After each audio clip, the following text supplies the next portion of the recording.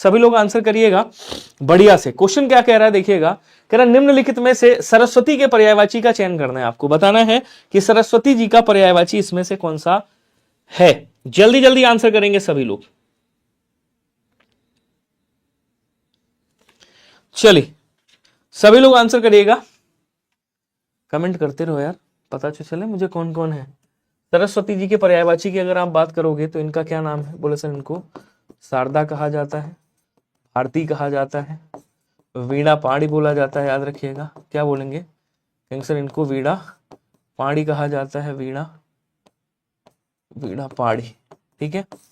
इनको ब्राह्मी के नाम से जाना जाता है, इनको वागेश्वरी कहा जाता है, वागेश्वरी बोलते हैं, महाश्वेता कहा जाता है, ध्यान रखिएगा, महाश्वेता बोलते हैं, हंस वाहिनी कहा जाता है, हंस वाहिनी, और क्या बोलेंगे? इला भी कहा जाता है, इनको गिरा भी कहा जाता है, ध्यान रखिएगा, ठीक है।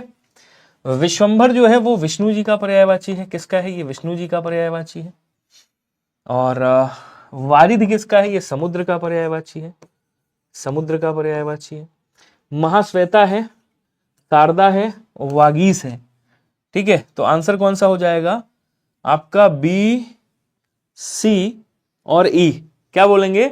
बी, सी और ई। आंसर आपका ये वाला राइट होगा। क्लियर है सभी को? एक बार आंसर करके बताएंगे सभी लोग। बहुत बढ़िया, बहुत बढ़िया, स्वागत है। स्पीड ब्रेक जी हैं, और कौन है? कृष्णा मिश्रा है, रेनू है। कह रहा निम्नलिखित में से अमृत के अनेकार्थी शब्द इसमें से कौन से है? बताइएगा। अमृत का मतलब देखो दूध भी होता है, अमृत का मतलब जल भी होता है, अमृत का मतलब अन्न भी होता है, ध्यान रखिएगा। अमृत का मतलब आपका क्या बोलते हैं? जल भी होता है, अमृत जल को भी कहा जाता है। अमृत का मतलब मोक्ष भी होता है, मुक्ति जिसको बोलते हैं, आप मुक्ति भी कह सकते हो। अमृत का मतलब क्या होता है? बोलो सर अमृत का मतलब मुक्ति भी होता है। अब यहां कह रहा है अमृत का अनेकार्थी इसमें से कौन कौन सा है? बताइएगा। सभी लोग आंसर करेंगे एक बार स्पीड में, जल्दी से।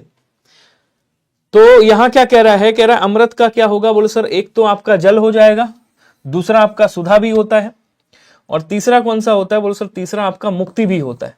केतु किसको बोलते हैं? बोलो सर केतु जो है ध्वज को बोलते हैं। इज्जत आपका प्रतिष्ठा हो गया, इज्जत है, एक ही बात है, ठीक है। अब यहां पे आंसर कौन सा होगा?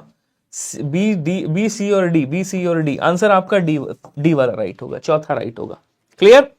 नेक्स्ट देखिएगा, कह रहा कि एक वृक्ष की हत्या, ये किसकी रचना है? बताइएगा। विनोद कुमार अज्ञे, कुंवर नारायण, रामधारी सिंह दिनकर। ये काव्य है, पहली बात तो मैं आपको बता दूं। ये क्या है? आप कहोगे सर काव्य, ये किसका है? क्या ये रामधारी सिंह दिनकर जी का है? क्या ये आपका अज्ञे जी का है? विनोद कुमार जी का है? किसका है? बताइएगा। अच्छा क्वेश्चन है, कई बार ये आपका अलग अलग उसमें पूछा भी गया है। अच्छा, दिनकर की अगर मान लो कहानियां रचनाएं पूछे तो कुछ रचनाएं हैं जो याद रखिएगा। जैसे दिनकर जी की आपकी उर्वशी है, आपको पता ही है। कुरुक्षेत्र है, आपको पता होगा। कुरुक्षेत्र, कुरुक्षेत्र, ठीक है। हुंकार, हुंकार, ये सब इन्हीं की रचना है। एक वृक्ष की हत्या, ये कुंवर नारायण जी की रचना है। सी वाला आंसर याद रखिएगा। क्लियर है? नेक्स्ट क्वेश्चन देखिएगा, कह रहा वाक्यांश के लिए एक शब्द के संदर्भ में असंगत विकल्प चुनना है और बताना है असंगत कौन सा है। हास्य व्यंग्य से पूर्ण नाटक रूप प्रहसन कहलाता है। जो चिरकाल से चला आया हो चिरंतन कहलाता है। जो किसी अन्य में मिल गया हो अंतर्भुक्त कहलाता है। जो किसी चीज की आज आर पार देख सकता है दूरदर्शी कहलाता है। दूरदर्शी का मतलब क्या होता है?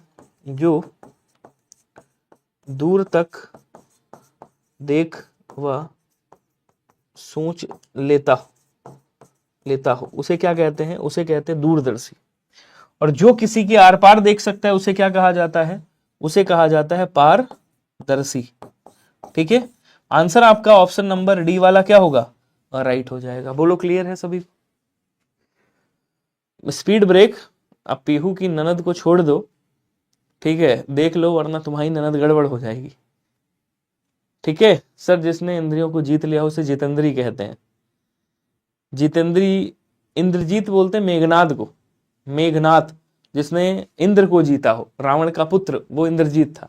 और जितेंद्रिय वो जितेंद्र जिसने इंद्रियों को जीता हो, ठीक है। अगला क्वेश्चन क्या कह रहा है देखेंगे, गण के संदर्भ में कौन सा कथन आपका गलत है ये बताना है। इसमें गलत कौन सा है गण के उसमें? देखिए गण के अगर आप भेद की बात करोगे भाई, गण कितने प्रकार के होते हैं, संख्या कितनी होती है, अगर आप इनकी संख्या की बात करोगे तो गण की जो संख्या है वो कितनी होती है, बोलो सर 8 होती है, ध्यान रखिएगा। उसके बाद 3 का समूह, 3 वर्णों का समूह होता है, 3 वर्णों का समूह, 3 वर्णों का जो समूह होता है उसे क्या कहते हैं, बोलो सर 3 वर्णों का समूह गण कहलाता है, याद रखिएगा। ठीक है, तो गणों की संख्या 8 होती है, बोलो सर एकदम होती है, सही है। गण में 4 वर्ण होते हैं, बस यही गलत हो गया। गण में कितने वर्ण होते हैं, बोलो सर 3 वर्ण होते हैं, 3 वर्णों के समूह को गण कहते हैं, मतलब ये गलत हो गया आपका। ठीक है, गण का अर्थ समूह होता है, वर्णिक छंदों का आधार गण है, बोले सर एकदम सही। आंसर आपका बी वाला क्या हो जाएगा, बोले सर राइट हो जाएगा। क्लियर है सभी को, बढ़िया। अगला क्वेश्चन देखिएगा, कह रहा है कि इनमें से किस विकल्प के सभी शब्द अपादान तत्पुरुष में आएंगे। अपादान की बात कर रहा है, से विभक्ति किसमें किसमें निकल रही है, देखिएगा। इसको तोड़ेंगे क्या होगा, बोलो सर पद से च्युत, पद से च्युत, इसका मतलब होता है पद से हटाना, हटाया, पद से हटा। ठीक है, उसके बाद कह रहा है देश से निकाला हो रहा है, देश से निकाला, मैं इसकी फोड़म फाड़ी कर रहा हूं। ठीक है,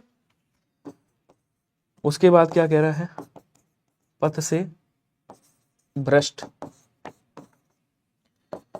विवाह से इतर, जिसकी विवाह उम्र निकल गई हो, विवाह से इतर हो गया है, विवाहेतर हो गया है। ठीक है, उसके बाद कह रहा वन में वास हो रहा है, वन में वास, अच्छा, दया से, दया से आर्द्र हो रहा है, आर्द्र मतलब जानते हो गीला, राजमाता, राजा की माता, विद्यालय,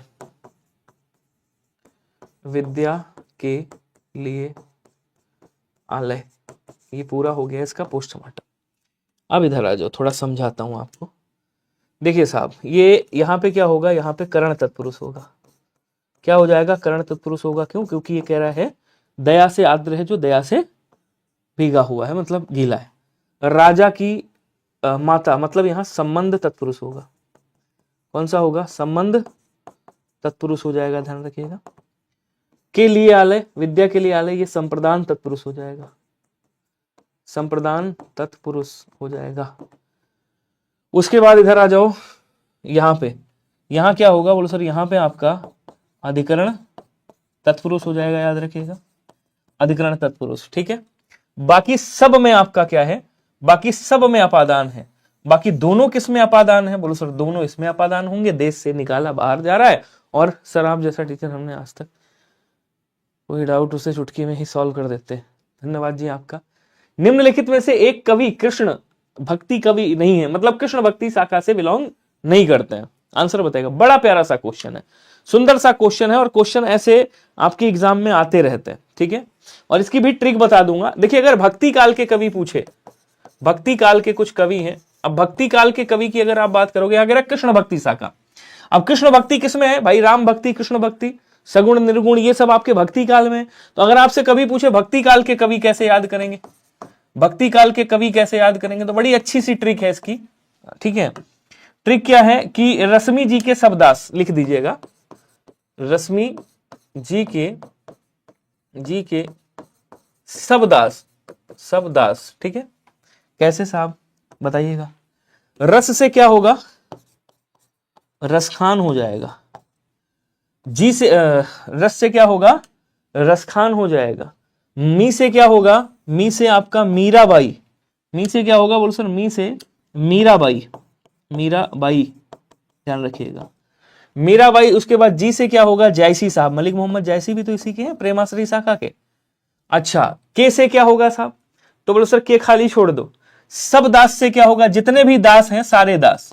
अब कौन कौन से दास हैं, तो इसमें आपके सूरदास आ गए, सूरदास आ जाएंगे, तुलसीदास आ जाएंगे, तुलसीदास आ जाएंगे, तुलसीदास। ठीक है ना, उसके बाद नंददास आ जाएंगे, नंददास, कृष्णदास भी आ जाएंगे, नंददास, कृष्णदास। और कौन दास है, नंददास नहीं, कृष्णदास इसमें नहीं आते, सुंदरदास आते हैं, सॉरी, नंददास नहीं, इसमें आते हैं सुंदरदास, सुंदरदास। ठीक है, और क्या बोलते हैं आपका ये रहीमदास, रैदास, नरोत्तम दास, रहीम दास लिख लो, रहीम दास भी आ जाएंगे, रैदास या रविदास आ जाएंगे, नरोत्तम दास भी आ जाएंगे, नरोत्तम दास आ जाएंगे, ठीक है। लेकिन पद्माकर नहीं आएंगे साहब। अब पद्माकर काहे नहीं आएंगे भाई? क्योंकि ये रीतिकाल से बिलोंग करते हैं। कहां से बिलोंग करते हैं? ये रीतिकाल से बिलोंग करते हैं, याद रखिएगा। तो डी वाला आंसर आपका क्या होगा? राइट हो जाएगा। नंददास, सूरदास, रसखान, ये सब कहाँ के हैं? भक्ति काल के हैं। चाहो तो स्क्रीनशॉट ले लो, वरना कोई दिक्कत वाली बात है ही नहीं। चाहो तो आप स्क्रीनशॉट ले सकते हो, वरना कोई प्रॉब्लम वाली बात है नहीं। क्लियर सभी को? चलो जी, आ जाओ, आगे आ जाओ। कह रहा भारी अर्थ को प्रकट करने वाला, तो भारी को कौन प्रकट कर रहा है? मोती है, रत्न है, नक्षत्र है, गुरु है। देखिए, गुरु का मतलब शिक्षक भी होता है, गुरु का मतलब बड़ा भी होता है, गुरु का मतलब आपका भारी भी होता है, भारी। तो ये जो भारी अर्थ है ये किस में आ जाएगा? बोलो सर, ये आपका गुरु का मतलब, गुरु इसका अनेकार्थी शब्द है। आप लोग आंसर नहीं करते हो, आंसर किया करो। कह रहा खंजरीर नहीं लखी परत कुछ, खंजरीर नहीं, लख का मतलब बाज होता है, खंजरीर नहीं लख परत कुछ दिन साची बात, और बाल गगन समहीन को करन मनो तप जात। तो यहां पे मनु मानो मनो आ जाए, आपको कुछ देखना ही नहीं है भाई साहब, केवल उत्प्रेक्षा अलंकार होगा, ठोक देना, बी आंसर होगा। मैंने क्या कहा? जहां पे आ जाए मनु, मानो, मनहु, या फिर मानहु, या फिर मानहु आ जाए उत्प्रेक्षा अलंकार, या फिर जनु आ जाए, जानू आ जाए, जनहु आ जाए, या फिर जानहु आ जाए, वहां क्या होता है? उत्प्रेक्षा अलंकार। क्लियर? अगला क्वेश्चन देखिएगा, निम्नलिखित में से तत्सम और तद्भव का कौन सा युग्म गलत है? बताइएगा। आंसर करेंगे। याचक का जाचक है, अक्षर का आखर है, घट का घड़ा है, भित्ति का भीत है। आंसर करेंगे सभी लोग, कोई बात नहीं, जल्दी जल्दी आंसर करिएगा सभी के सभी। याचक है, याचक का जाचक बता रहा है, अक्षर है, घट है, भीति है। अब देखो, याचक का मतलब, याचक तत्सम शब्द है, जाचक इसका तद्भव होगा। अक्षर का आखर होता है, ठीक है, और घट का घड़ा होता है। लेकिन भित्ति का, ये भित्ति लिखा हुआ है, भित्ति का भीति होता है, भीत होता है, भीत ऐसे बोलेंगे। ये तद्भव है आपका, ये क्या है? ये तद्भव है, भय नहीं होगा। आंसर आपका डी वाला क्या होगा? बोले सर राइट हो जाएगा। क्लियर है या नहीं है? Very good. निम्नलिखित शब्दों में एक शब्द सूर्य का पर्यायवाची नहीं है, इसमें बताइएगा। सूर्य का पर्यायवाची कौन सा नहीं है? सूर्य को क्या कहा जाता है? बोलो सर, अर्क कहते हैं, हंस कहते हैं, मार्तंड कहते हैं, आदित्य कहा जाता है, आदित्य बोला जाता है, ध्यान रखिएगा। अंशुमाली कहा जाता है, अंशुमाली, ठीक है। और मरीची कहा जाता है, इसको क्या बोलेंगे? सर मरीची कहा जाएगा, मरीची। और पतंग भी कहा जाता है, पतंग। और क्या बोलेंगे? कैंसर सविता कहते हैं, और रवि कहा जाता है, भानु कहेंगे, क्या बोलेंगे? भानु। भास्कर कहा जाता है, भास्कर याद रखिएगा। दिनेश याद रखेंगे, दिनेश, दिनकर, दिवाकर, प्रभाकर, ये सारे नाम इन्हीं के हैं, ठीक है। तो यहां कह रहा कौन सा नहीं है? पतंग भी है, भास्कर भी है, मार्तंड भी है, विदु नहीं। विदु किसका है? विदु जो है वो चंद्रमा का पर्यायवाची, शशि का पर्यायवाची है, शशधर का पर्यायवाची, मृगांक का पर्यायवाची, ध्यान रखिएगा, हिमकर का पर्यायवाची, निसागर का पर्यायवाची, और राकापति बोलते हैं इसको, राकापति, ठीक है। तो ये डी वाला आंसर क्या हो जाएगा? बोलो सर राइट होगा। मृगधर भी कर दीजिएगा, मृगधर भी इसे कहा जाता है, मृग लांछन भी कहते हैं इसको। अरे यार स्पीड ब्रेक, नहीं सुधरोगे। क्वेश्चन अगला देखिएगा, हिंदी का आदिकाल रचना के लेखक कौन है? हिंदी का आदिकाल किसने लिखा है? महावीर प्रसाद द्विवेदी, हजारी प्रसाद द्विवेदी, रामचंद्र शुक्ला, डॉक्टर नगेंद्र, इसमें से कोई नहीं। आंसर बताइएगा सभी लोग। सुधर जा भाई, स्पीड ब्रेक, सुधर जाओ, पढ़ाई कर लो। मैं बता रहा हूं, इतने अच्छे अच्छे क्वेश्चन हैं, प्यारे प्यारे, पढ़ लोगे सिलेक्शन हो जाएगा। यही बकैती करते रहोगे, कुछ नहीं होगा, ठीक है।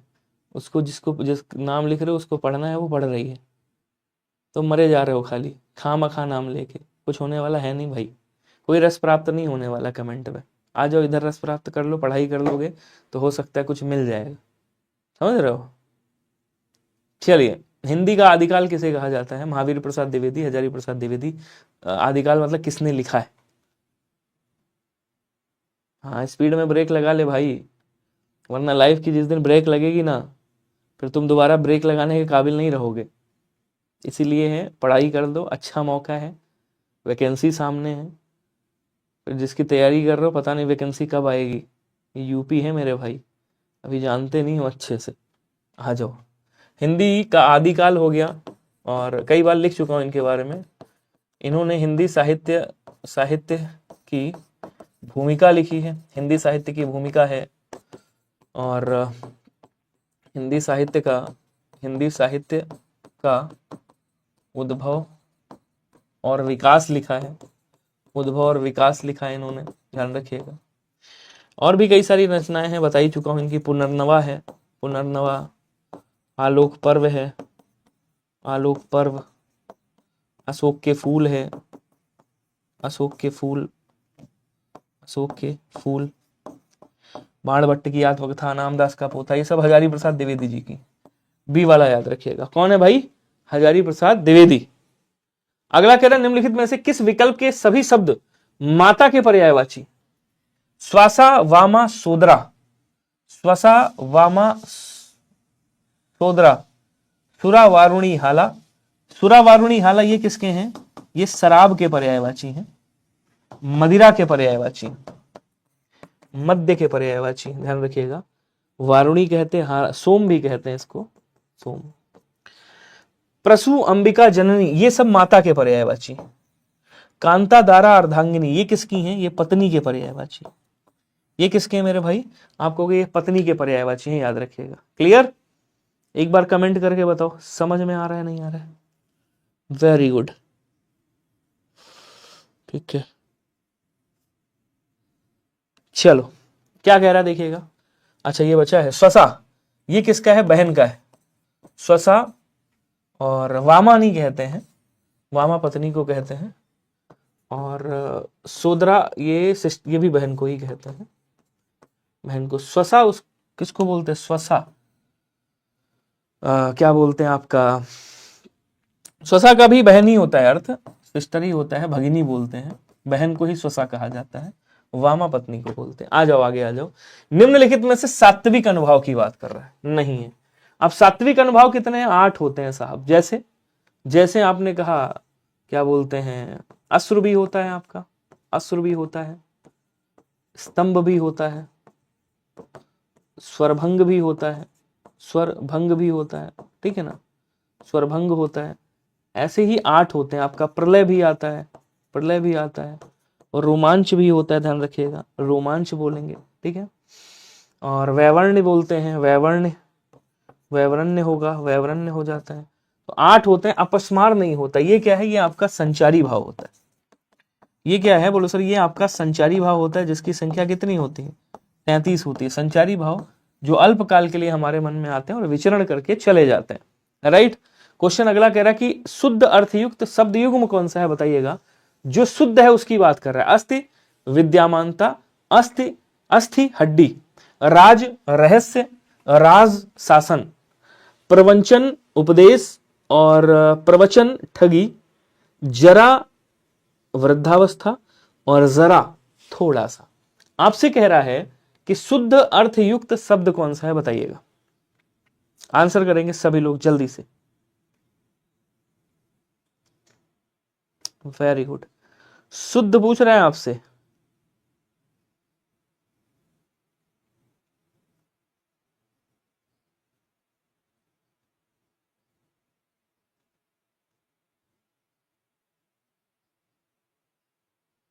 आ जाओ, क्या लिख रहे हो भाई? कोई और आ गया? मैंने वेबसाइट से पास एंड पास प्रो दोनों से टोटल 527, 571, 1098 पेमेंट की, फिर भी प्रो मैक्स की वैलिडिटी 0 डेज है। इसमें मैं क्या बताऊं भाई? हेल्प वाले में जाके आप डिस्कस करिए, या कोई नंबर हो उससे डिस्कस करिए।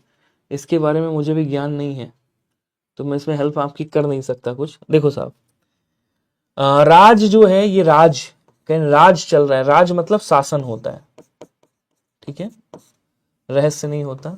ये जो राज है इसका मतलब रहस्य होता है, इसका मतलब क्या होता है, रहस्य होता है, ठीक है। जरा, जरा, जरा वृद्धावस्था होता है, और जरा थोड़ा सा होता है, जर और जरा, जर मतलब ऐश्वर्य धन, और जरा मतलब वृद्धावस्था, वृद्धावस्था। अस्थि का क्या होता है, विद्यमानता होता है, और अस्थि का हड्डी होता है, ये भी सही है यार। और जरा बुढ़ापा हो गया, जरा का मतलब बुढ़ापा, मतलब बुढ़ापा यानी कि वृद्धावस्था। और जरा मतलब थोड़ा, जरा जरा महकता है तो थोड़ा हो गया जरा। इसका मतलब यहाँ ए भी सही है, और यहाँ मतलब पहला भी सही है, और यहाँ चौथा भी सही है यार। तो आंसर क्या करोगे, शुद्ध अर्थयुक्त पहला और चौथा दोनों करोगे, ऑप्शन में नहीं है, डालते हैं पहला प्लस चौथा, आंसर ए वाला कर दो, या तो ऐसे कर दो पहला और चौथा दोनों सही, पहला और चौथा दोनों सही। अगला क्वेश्चन देखिएगा, कह रहा निम्न काव्य पंक्तियों में एक उपमा अलंकार है। अब इसमें उपमा अलंकार है कौन सा बताइएगा। उपमा अलंकार का तरीका आपको पता है, क्या बताया था मैंने, जहां भी सा आ जाए, सी आ जाए, से आ जाए, सम आ जाए, सरिस आ जाए, तरिस आ जाए, ऐसे शब्द मिल जाए आपको क्या होगा, उपमा अलंकार होगा। कह रहा बिनु पग चले सुने बिनु काना, और बहुविधि कर्म करे विधि नाना। तो जहां कारण ना हो फिर भी काम हो रहा हो, वहां क्या होता है, बोलो सर वहां विभावना अलंकार होता है। तो यहाँ पे क्या हो जाएगा, बोलो सर यहाँ पे विभावना अलंकार होगा। नारी बिच सारी है कि सारी बिच नारी है, नारी की ही सारी है या सारी की ही नारी है। तो जहां उपमेय और उपमान में संदेह हो जाए तो वहां क्या होता है, वहां संदेह अलंकार होता है। यहाँ कौन सा हो जाएगा, संदेह अलंकार। चरण को कमल बताया जा रहा है, चरण कमल बंदो रघुराई, मैया मैं तो चंद्र खिलौना ले हूं। तो ये क्या हो गया, बोलो सर ये आपका रूपक अलंकार है, जहां पे उपमेय और उपमान एकदम एक पास लिखा हो, कोई भी योजक शब्द न लगाओ, ऐसे ध्यान रखना। मतलब जहां उपमेय को उपमान बता दिया जाए।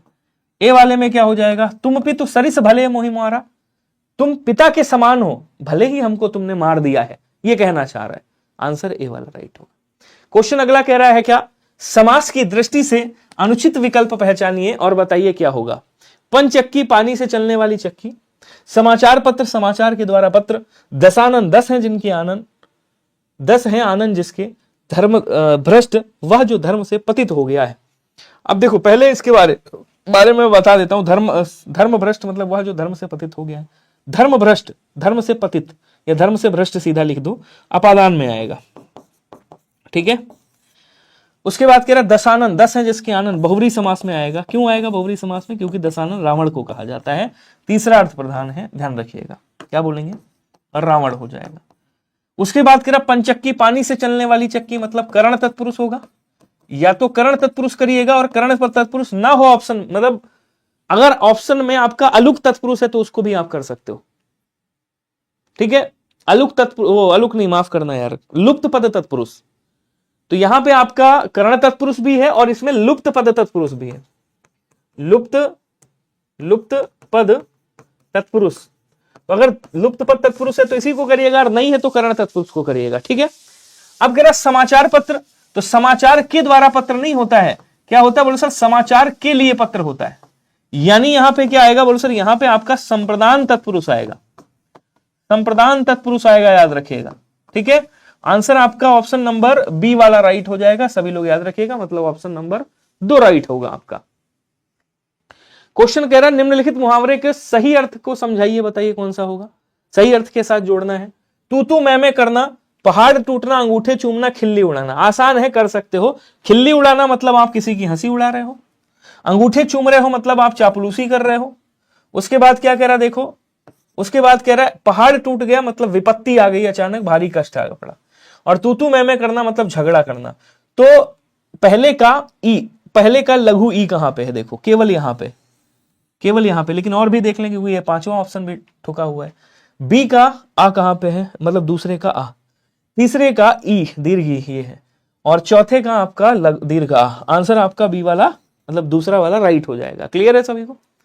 क्वेश्चन अगला क्या कह रहा है देखो, कौन सा शब्द युग्म अर्थ की दृष्टि से असंगत नहीं है। सारे सिलेक्टेड क्वेश्चन है, ध्यान से पढ़िएगा।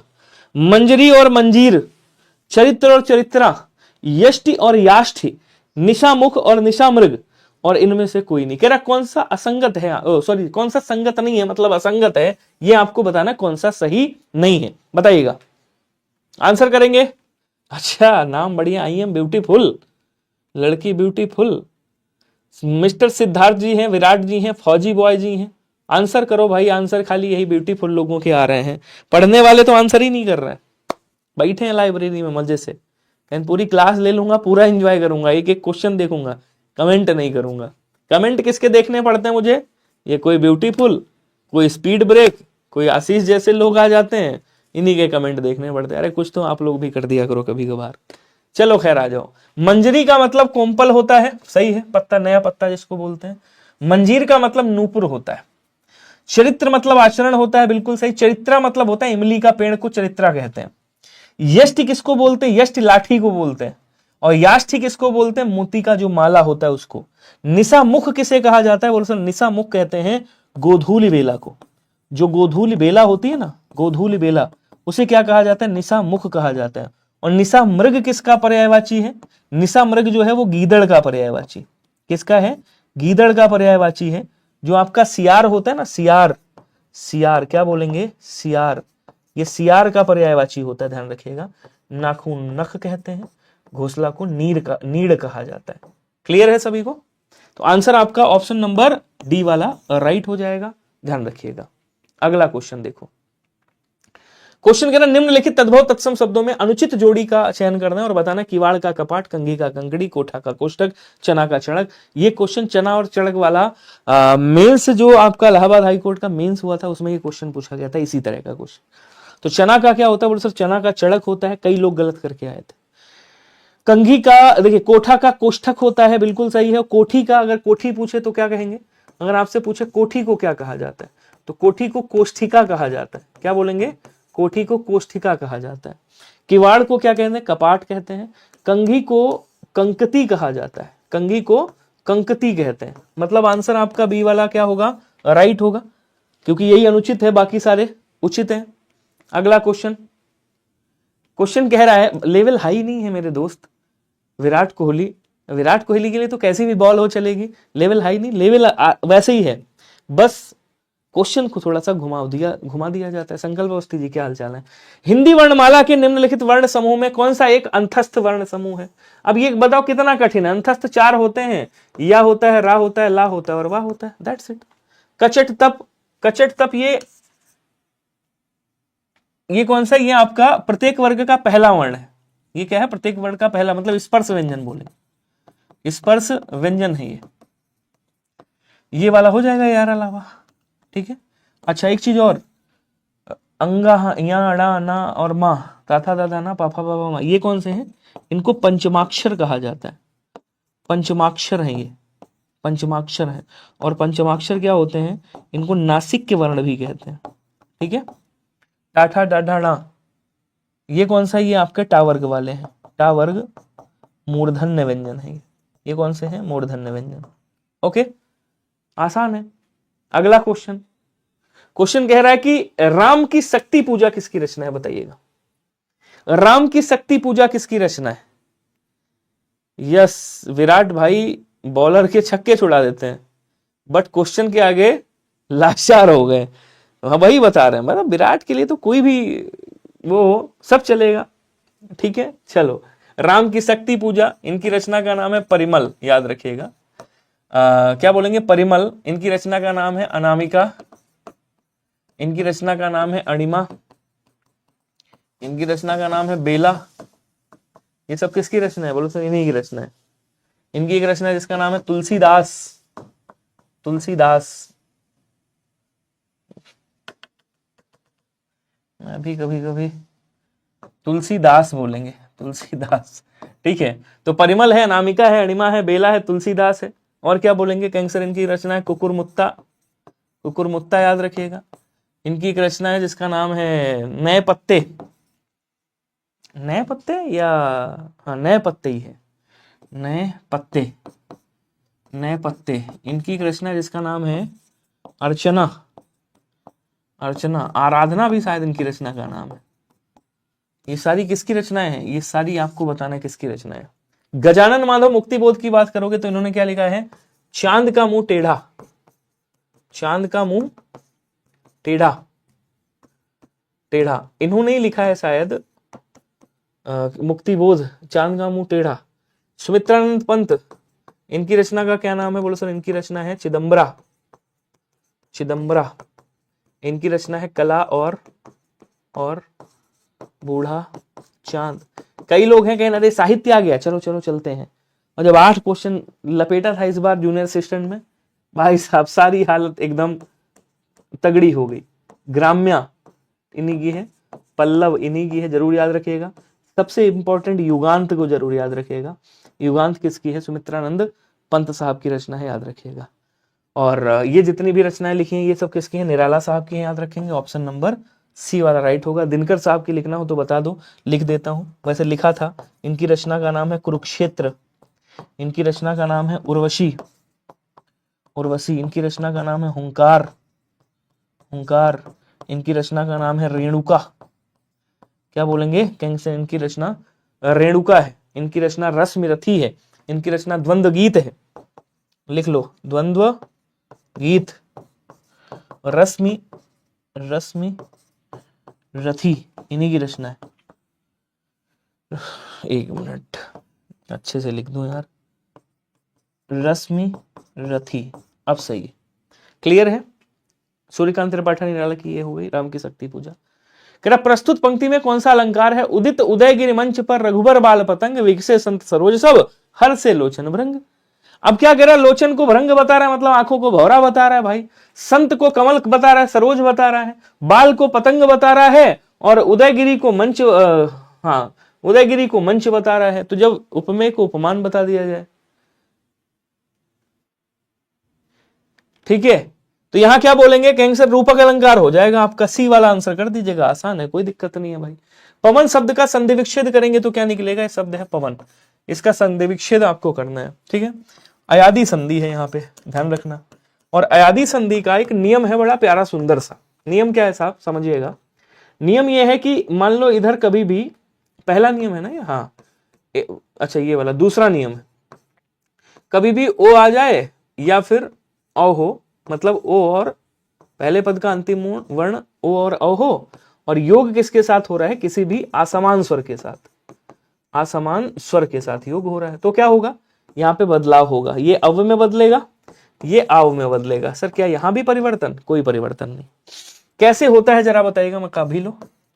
देखो जब इसको तोड़ोगे यहां से क्या निकलेगा, पा निकलेगा, हलंत लगाओगे यहां से आएगा, आ के बाद ये वाह जाएगा, वाह में हलंत लगाओगे तो देखो यहाँ आएगा, उसके बाद ना आएगा। ये वाह कब बना होगा, इधर भिन्न स्वर है, यानी कि यहाँ पे ओ रहा होगा तब ऐसा बना होगा। क्यों, क्योंकि यहाँ पे देखो असमान स्वर है। इसको इसके साथ ले जाओ, इसको इसके साथ ठोक दो, यहाँ क्या हो जाएगा, बोलो सर पो होगा, इधर क्या होगा, अन होगा। ये क्या बन जाएगा, पो प्लस अन बनेगा। आंसर आपका सी वाला राइट हो गया। अब आप कहोगे सर ये भी तो है, इसके लिए आपको पावन करना पड़ेगा, दूसरा वाला नियम लगेगा। Clear, very good. क्वेश्चन कह रहा निम्नलिखित विकल्पों में से कौन सा एक वाक्य मूल क्रिया विशेषण से संबंध नहीं रखता है, बताइएगा। बताएंगे सभी। मेरे अंदर एक क्वालिटी है जिसकी वजह से आते हुए क्वेश्चन रॉन्ग हो जाते हैं, बड़ी अच्छी क्वालिटी है भाई, फर्स्ट आंसर करने की क्वालिटी। ऐसे में एग्जाम में करता हूं और बाद में पूरी फैमिली मेरे ऊपर गुस्सा करती है, लाठी चार्ज करती है। खैर तो चलता रहता है, तो दुनिया है, दुख बहुत है भाई दुनिया में। कहते हैं दुनिया में कितने गम है, मेरा गम कितना गम है। जब बाहर जाओगे ना, नगर यहां से दूर पड़ता है। अब कह रहा नगर यहां से दूर है ना, मूल क्रिया विशेषण। यहां क्या है, मूल क्रिया विशेषण है। अचानक क्या है, मूल क्रिया विशेषण। मूल मतलब जिसमें कोई परिवर्तन ना हुआ, और ठीक भी आ जाएगा। फिर बचा कौन सा, खेला कूदती कर रहती है, यह कौन सा है, ये आपका संयुक्त क्रिया है। यहां पे संयुक्त क्रिया का प्रयोग किया गया है, संयुक्त क्रिया का प्रयोग किया गया है। आंसर आपका ऑप्शन नंबर सी होगा। और संयुक्त क्रिया में एक भेद होता है जिसका नाम है पुनरुक्ति बोधक संयुक्त क्रिया, वो ये वही वाली है। क्लियर। क्वेश्चन अगला क्या कह रहा है, हिंदी साहित्य में छंद शास्त्र की दृष्टि से पहली कृति किसकी है, बताइएगा। तो एक आपके क्या नाम है इनका, कवि हुए हैं जिनका नाम है केशवदास। एक कवि हुए हैं, मतलब आपके जिनका क्या नाम है, बोलो सर, जिनका नाम है केशवदास। केशवदास ने इसमें एक रचना करी है जिसको छंद शास्त्र की पहली कृति मानी जाती है? बताइएगा। वैसे तो छंद शास्त्र किसने लिखा था, अगर पूछे छंद शास्त्र की बात करें तो छंद शास्त्र को पिंगल शास्त्र भी कहा जाता है, और ये तो छंद शास्त्र पिंगल ऋषि ने लिखा था। पिंगल ऋषि ने क्या लिखा था? छंद शास्त्र लिखा था। लेकिन छंद शास्त्र की पहली कृति कौन है? तब ये छंदमाला आ जाएगी। और ये किसने लिखा है? तो आपको सर ये केशव जी ने लिखा है, केशव दास, मतलब जिन्होंने विज्ञान गीता लिखा है, जिन्होंने रसिक प्रिया लिखा है। केशव दास जी वही हैं जिन्होंने रसिक प्रिया लिखा है, रस की विवेचना करी है इन्होंने, रसिक प्रिया लिखा है, छंदमाला लिखा है। इन्होंने ही आपका क्या बोलते हैं, कवि प्रिया लिखा है। इन्होंने ही आपकी लिखा है विज्ञान गीता, आध्यात्मिक ग्रंथ है ये विज्ञान गीता, जरूर याद रखिएगा, कई बार पूछा गया एग्जामिनेशन में। तो बी वाला आंसर आपका क्या होगा? राइट हो जाएगा। क्लियर है सभी को? Very good. अगला क्वेश्चन देखो क्या कह रहा है। कह रहा है कि द्विज का संबंध किस शब्द से नहीं है? अब इसमें किससे नहीं है? द्विज, ये आसान है। द्विज का मतलब होता है दो बार जन्मा, दो बार जन्मा। द्विज किसको किसको कहा जाता है? तो द्विज भैया ब्राह्मणों को द्विज कहा जाता है। ब्राह्मण जो होते हैं, जो क्षत्रिय होते हैं, उनको भी द्विज कहा जाता है। क्षत्रिय जो दांत होते हैं उनको भी द्विज कहा जाता है, ध्यान रखिएगा। चंद्रमा को भी द्विज कहा जाता है। इधर ही करता हूं थोड़ा सा। चंद्रमा को भी क्या कहते हैं? बोलो सर, चंद्रमा को भी द्विज कहा जाता है। तो पक्षी को भी द्विज कहा जाता है। पक्षी इनको भी क्या कहते हैं? बोलो सर, इनको भी द्विज कहते हैं, अंडज बोलते हैं इनको। फिर सर तक्षक को नहीं कहते, तक्षक तो नाग अलग है। बी वाला राइट हो जाएगा आपका। Very good. अगला क्वेश्चन देखो, कह रहा संविधान को हिंदी, ये तो आसान है यार। संविधान में हिंदी को राजभाषा के रूप में मान्यता कब मिली? 15 अगस्त 1947 को तो स्वतंत्र हुआ था अपना देश, स्वतंत्रता मिली थी इस दिन तो। उसके बाद 26 जनवरी गणतंत्र हुआ था, गणतंत्र, ये थोड़ा हलवा नहीं आ गया। 14 नवंबर को क्या हुआ था? 14 नवंबर, 14 नवंबर को क्या हुआ था? 14 सितंबर 1949 को हिंदी राजभाषा है, लिपि देवनागरी होगी। 343 ए में कहा गया है, 343 एक में कहा गया।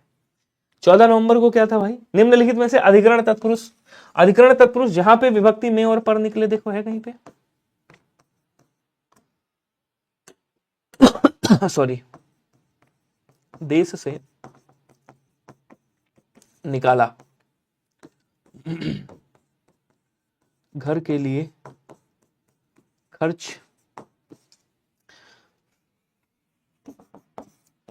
मन से चाहा हुआ, नगर में वास,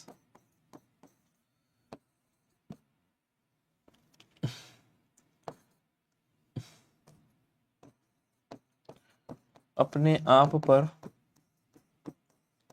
बीती। ठीक है, एक तो ये हो गया, एक ये हो गया।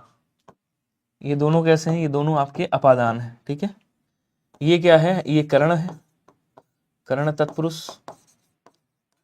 ठीक, उसके बाद ये आपका हो जाएगा संप्रदान तत्पुरुष, ये हो जाएगा आपका अपादान तत्पुरुष। ए और सी है, देखो कहीं पे है ना, ये वाला है आंसर, ए वाला राइट हो जाएगा। क्लियर है क्या? एक बार बताइएगा। Very good. अगला क्वेश्चन करा, निम्न में से किस शब्द का संधि विच्छेद सही नहीं है? देखो भारी भारी शब्द लग रहे होंगे, शब्द आसान है, कहिएगा तो मैं तोड़ दूंगा एक आध शब्दों को। जैसे अगर इसको मैं तोड़ूं, आप इसको सोच रहे हो इतना तगड़ा, ये ऐसे ही तो लिखा हुआ है, इसको तोड़ोगे क्या निकलेगा? यहां से निकलेगा गुरु। क्या लिखा है? गुरु, गुरु ऋण लिखा हुआ है। ठीक है, अब देखो साहब, गुरु ऋण, गुरु ऋण, गुरु ऋण, और क्या? अनु प्लस एषण, आदि धन कार, पितृधन आदि। इसको तोड़ोगे क्या निकलेगा? यहां से निकलेगा आपका गुर आएगा, गुर। अरे यार लिख जा, गुर आएगा, हलंत लगाओगे, यहां से वा निकलेगा। ठीक है, वा में हलंत लगाओगे तो यहां से क्या आएगा? गुरु वृण लिखा हुआ है, गुरु वृण, वा निकला, वा में हलंत लगाया तो यहां से आपका री आएगा, गुरु। एक मिनट, इसको ऐसे करता हूं, ये तगड़ा है यार, गुरु प्लस ऋण। ठीक है, यहाँ से ऐसे लिखेंगे, गुर हलंत लगाएंगे, यहाँ से देखो ऊ निकलेगा, उसके बाद हाँ आ गया, रे आ गया, उसके बाद ना आया। अब देखो यहाँ पे ये ऊ लगा है और यहाँ पे री आ गया, मतलब ऊ के बाद अगर कोई भिन्न स्वर आएगा तो ये किस में बदल जाएगा, वा में बदलेगा, और उसके बाद यहाँ पे री है, ठीक है। और यहाँ जो लिखा है उसको ऐसे लिख दो हलंत के साथ, और इधर जो लिखा है उसको ऐसे लिख दो। अब चूंकि ये आधा है तो ये ऐसे चढ़ेगा, ऐसे, और इसकी मात्रा इस पे चढ़ेगी, और उसके बाद क्या आ जाएगा, अड़ा आ जाएगा, तो ये गुरुऋण हो गया। अच्छा, ऐसा ये किस में होता है, तो आपने देखा होगा ये यण स्वर संधि में होता है। किस में होता है, यण स्वर संधि में होता है, यण स्वर संधि, ठीक है। तो ये तो मामला पक्का हो गया। अच्छा साहब, अब कह रहा पित्रादि, इसको भी तोड़ देता हूं। यहाँ पे क्या लिखा है, पित्रादि लिखा हुआ है, इस शब्द को ऐसे तोड़ता हूं, इसको तोड़ोगे क्या निकलेगा, पित निकलेगा, यहाँ से हलंत लगाओगे तो यहाँ से रा आ जाएगा, हलंत लगाओगे तो यहाँ से आएगा, उसके बाद जो बचा उसको ऐसे लिख दो, ठीक है। अब देखो ये रा है, ये रा है और यहाँ पे भिन्न स्वर है, मतलब यहाँ पे आ है, इसका मतलब यहाँ पे क्या रहा होगा, यहाँ पे री रहा होगा, और री के बाद जब कोई भिन्न स्वर आता है तो ये रा में बदल जाता है। तो इसको इसके साथ ले जाओगे क्या बनेगा, पित्र बनेगा, और इसको इसके साथ ले जाओगे क्या बनेगा, आदि बनेगा। इसका मतलब मैटर कहाँ पे है, तो मैटर ये वाला बिगड़ा है, तो यहाँ पे आदि लिखोगे, ठीक है, तब पित्रादि होगा। ये भी यण संधि का ही उदाहरण है, ये भी यण संधि का उदाहरण है। तो यहाँ पे आंसर आपका ऑप्शन नंबर ए वाला होगा। अच्छा साहब, आविष्कृत में यहाँ पे विसर्ग संधि का मैटर है, ये विसर्ग संधि वाला है, विसर्ग संधि, आविधन कृत हो जाएगा, ये सही है। क्लियर है, वेरी गुड। अगला क्वेश्चन देखो, ये वाला ध्यान रखना, ये थोड़ा सा ठीक ठाक लेवल का क्वेश्चन है। कह रहा पलक पावड़े कविता किसकी रचना है, कोई बताएगा। पलक पावड़े, अयोध्या सिंह उपाध्याय, हरिओंद, हरिवंश राय बच्चन, केदारनाथ अग्रवाल, रैदास जी। पलक पावड़े किसकी रचना है, बताओ जल्दी जल्दी आंसर करो सभी लोग। पलक पावड़े किसकी रचना है भाई, अरे वही जिनकी रचना का नाम क्या है, प्रिय प्रवास, प्रिय प्रवास, चुभते चौपदे, चुभते चौपते, चोखे चौपदे,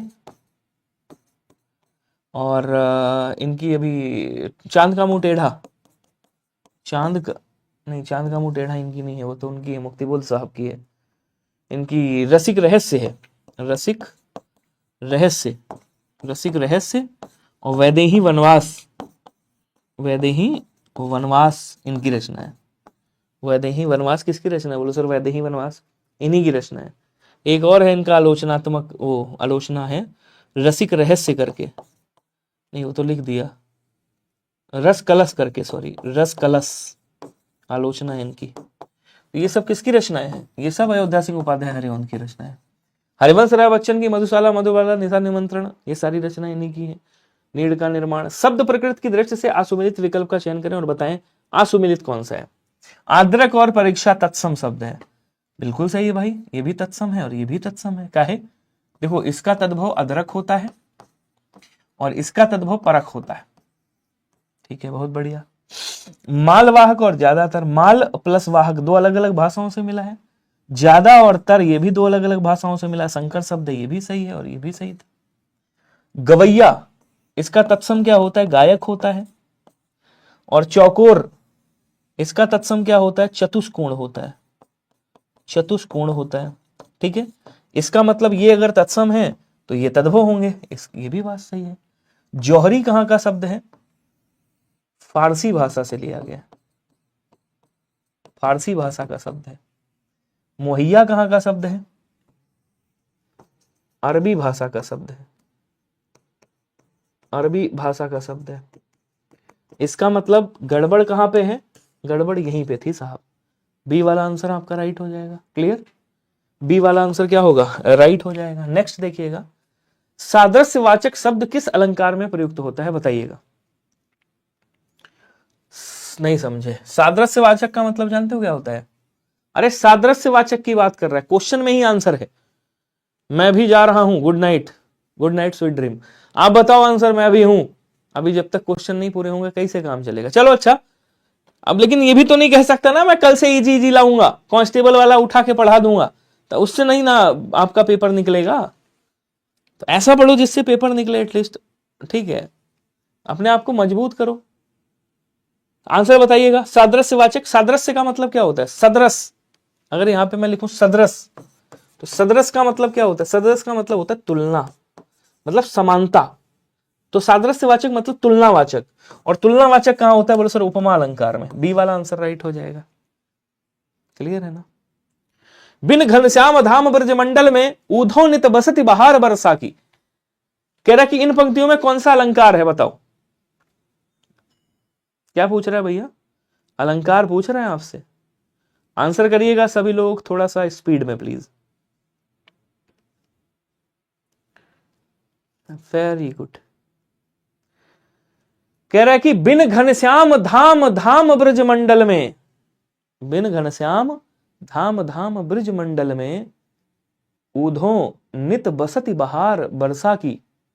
कि बिना घनश्याम के, बिना काले बादल के, घर घर में ब्रजमंडल के ऊधो नित बसति बहार बरसा की है, कि वर्षा की बहार डेली बह रही है।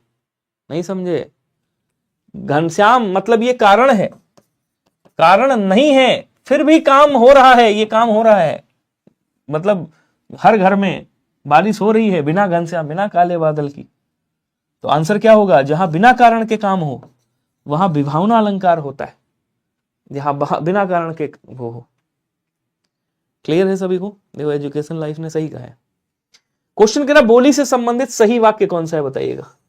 बोली से संबंधित सही वाक्य की पहचान करें। भाषा का क्षेत्रीय रूप बोली कहलाता है, उपभाषा का विकसित रूप बोली कहलाता है, बोली का विकसित रूप बोली का कहलाता है, भाषा का पूर्ण रूप विकसित रूप बोली का कहलाता है। क्वेश्चन बताइएगा जरा क्या होगा। देखो सिंपल सा फंडा है। बोली किसे कहते हैं? बोली का जो क्षेत्रीय रूप होता है, मतलब जो भाषा का क्षेत्रीय रूप, उसे बोली कहते हैं। बोली का जब क्षेत्र थोड़ा सा विस्तार हो जाता है उसको उपभाषा कहने लगता है। बात समझ पा रहे हो? और किसी एक राज्य अथवा संघ की भाषा को, भाषा मतलब किसी एक बड़े क्षेत्र, व्यापक क्षेत्र की भाषा को, मतलब बोलियों को भाषा कहते हैं जब काफी लोगों की वो हो जाए। तो यहाँ अगर बोली से संबंधित वाक्य कौन सा? भाषा का क्षेत्रीय जो रूप होता है बोली का, भाषा का क्षेत्रीय रूप बोली कहलाता है। ए वाला आंसर यहाँ पे राइट हो। एक क्वेश्चन और है। अनामदास का पोथा किसकी रचना है? बता चुका हूं। अनामदास का पोथा बाणभट्ट की, आत्मकथा, अशोक के फूल, पुनर्नवा, ये सब हजारी प्रसाद द्विवेदी की। बी वाला याद रखिएगा। नागार्जुन, बाबा बटेश्वर नाथ, रतिनाथ की चाची, बलचलचनामा, ये सब इन्हीं की रचना है। कुंडलिया के प्रत्येक चरण में मात्राएं कितनी होती हैं ये बताना है आपको। कुंडलिया ये जो है ये आपका विषम मात्रिक छंद है। कैसा है? विषम मात्रिक छंद है। ठीक है, इस विषम मात्रिक छंद है, इसमें 6 चरण होते हैं। ठीक है, प्लस कुंडलिया जो है दोहा प्लस रोला से मिलकर के बनता है, और इसका प्रथम व अंतिम पद समान होता है। तो दोहा के पहले चरण में कितनी 13 मात्राएं होती हैं।